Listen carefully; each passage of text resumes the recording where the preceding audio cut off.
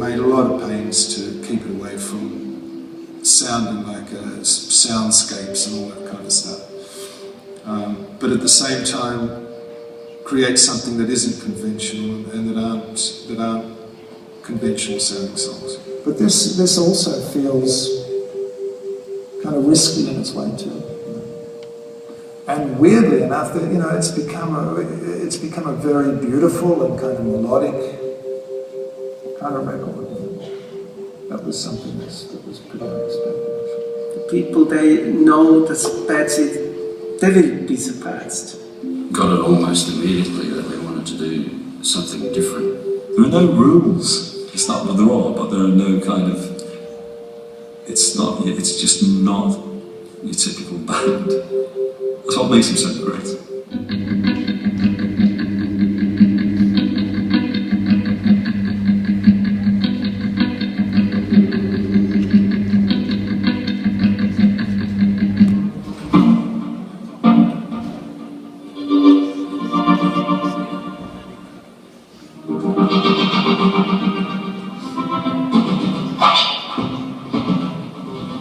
There's a real connection with the music, the lyrics, and the way in which he, sometimes just his voice alone against this kind of weird, loopy kind of electronic. It's not electronic at all, but it's there.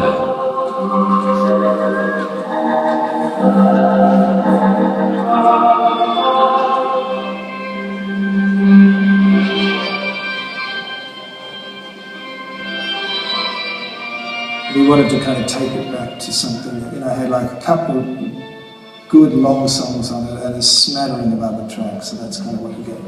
But we've kind of, these songs have all come up really well, and so it's quite difficult now to actually to work out what we're going to do.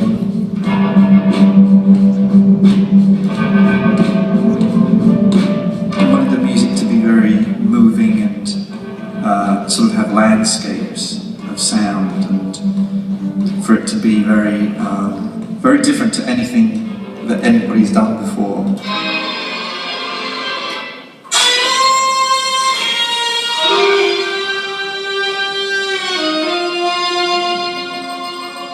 What we were looking for when we eventually went in there and started messing around like we've done for the past couple of albums, and then going through that and finding ideas that feel like they've gone somewhere else or feel new to us, unfamiliar.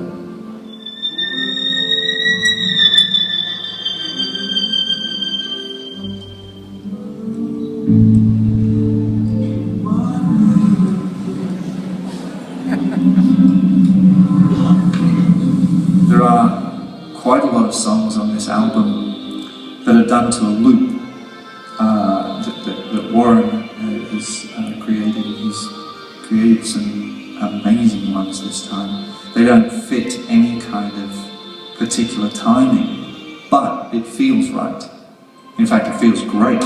Warren's loop music and all the sounds, I just followed with the first reaction when I heard it. So I started playing quite quickly when he turned on the music, and then we just followed that psychedelic music.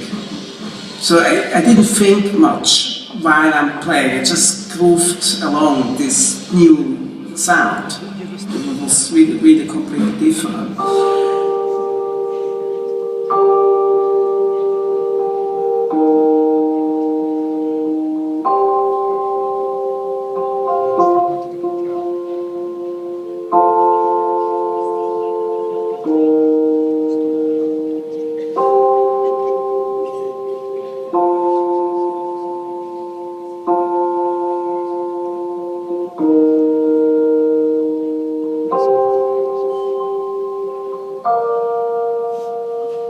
La Fabrique at Saint-Rémy-de-Provence was just the idea of creating sort of a paradise for a musician, artist, producer. The fact that you've got all this music that you're surrounded by, like this huge classical record collection in the studio, and it's there, so that's got to be good for being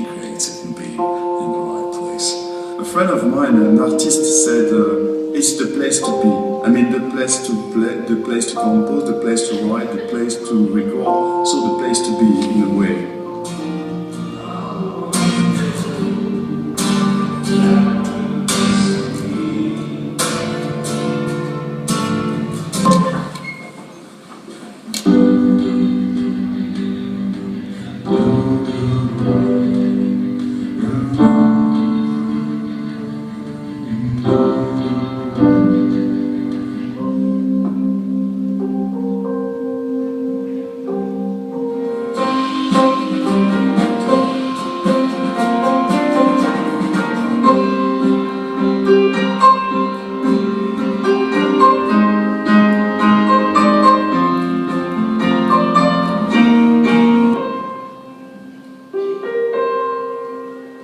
It has to feel like it surprises you, you know.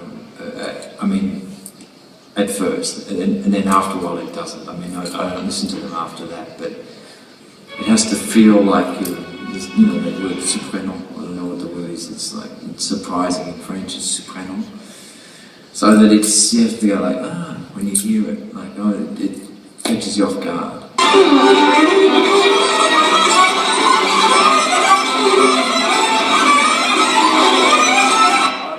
Street, there's a girl named B. She had a history, but she's got no past. Jubilee Street. It's such a slow, laid back, just really backing off, and it just grows and builds. By the end of the song, it's just going. You know, that was like one of the first things we did with Tommy. We just ended up using that kind of first take from Tommy because we couldn't get it any better. First take, beautiful. So for me, was this a complete new thing, how to play the drums to a sound like this.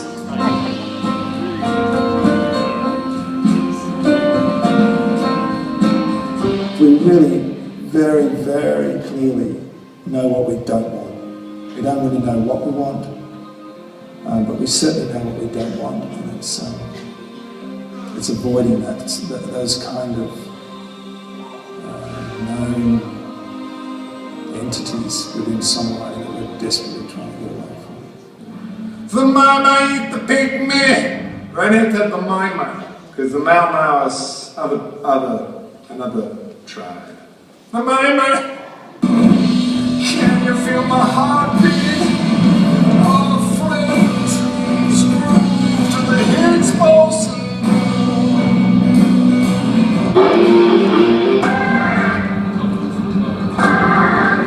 You wave at the sky with wide eyes. Dance to western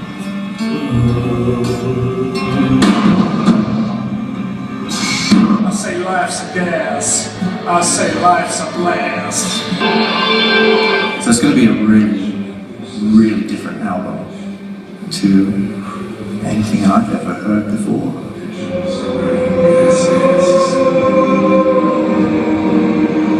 That's what it's called. If we use that photo, I guess we call it Push the Sky Away. I have to have a think about whether it's the right photograph for this record.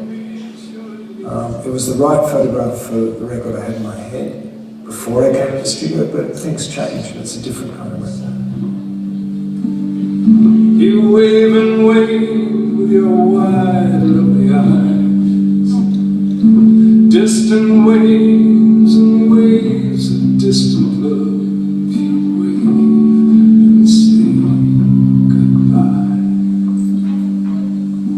I love making things. I mean, the reason that I keep doing it is because I genuinely really enjoy doing it. The need to continue, that's one thing. Like, that's what it is all about, as far as I'm concerned. I don't really care about the product actually that much, just as long as it leaves doors open to kind of continue on in some kind of way, because it's that need to work, that's pretty much fundamental for me. Can we play the track?